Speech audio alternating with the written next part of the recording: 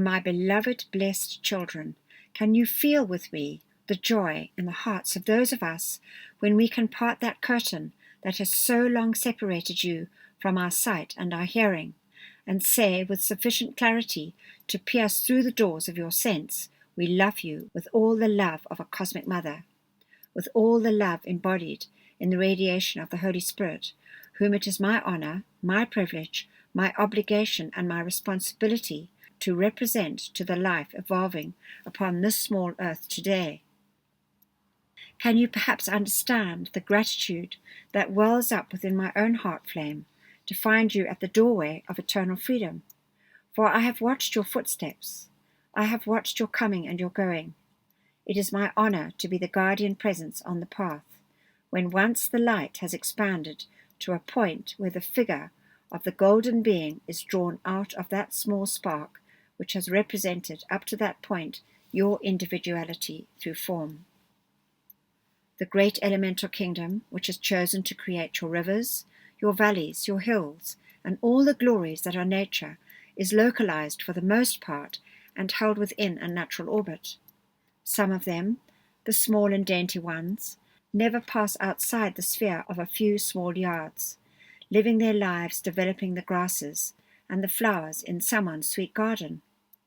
Others, the larger ones, perhaps live their lives within a mountain or a lake, but they are all localized and do not travel.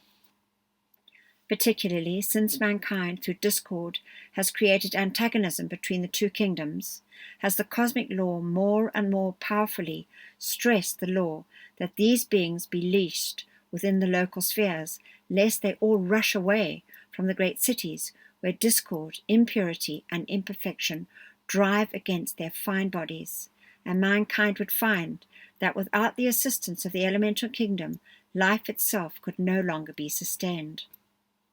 But when love, consciously generated, is released through a corporate body of unascended beings, even the cosmic law itself bends its head, and there is no sphere from whence these beings cannot be drawn for the blessing of love.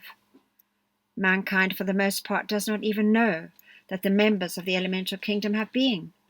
They know not that mankind live by the sacrifice of this great unseen kingdom, the members of which work unceasingly day and night to keep the pollution of the effluvia of mankind from smothering them, even to the point where the breath could not be drawn into the nostrils or sustained within the form. Would that there were individuals or groups interested in blessing this kingdom, in making friends with the kingdom of nature. You must remember that they are of an innocent consciousness, like small children for the most part, and they desire always to render a balance for love. I would humbly suggest that, within the activity of your work, there are no heights to which you cannot reach, in evoking the assistance of the elemental kingdom, in balancing these extremes that are manifesting at the present time through weather conditions. If on every continent even one such group could be established with the motive of just loving them and not for the service they might render, we could handle the balancing of their activities, which otherwise result in cataclysmic forces released. Now may I take you on a journey away from the world of form. You are no longer among those who desire to be comforted. All of life inherently has within the heartbeat that desire, but your names are written on the scroll of life as those who desire to be a comforting presence. Therefore, each one of you, individually, becomes my disciple, becomes, according to your capacity, your perception, and your application, myself in action, and in your own home, in your own service, and then in your greater development, cosmically. In order to be such a comforting presence, I want you to take that journey into the secret place within your own heart. Just for a moment, stand there and listen to the music of the electronic light as it is released from the presence, enters the heart, is inverted, and becomes that beautiful threefold flame of eternal truth.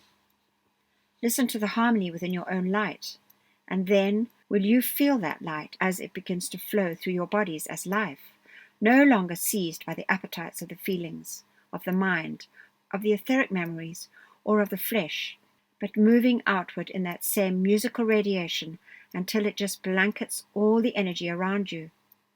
At first, for just 2 or 3 feet in every direction, and later, with practice, expanding to an unlimited degree. The flame is a conductor through which I and every other son and daughter of heaven may direct the quality, the virtue, the momentum, and the gifts of our own life streams for the blessing of mankind. As your attention is on that flame, you can have the same experience that the disciples had who gathered together in the upper chamber. The feeling of my comfort to life riding forth on your own energy into the world of men. You will never know the fullness of comfort in your own feeling until you can, at will, direct that flame consciously to be the master control of the energy within and around you, according to the requirement of the hour.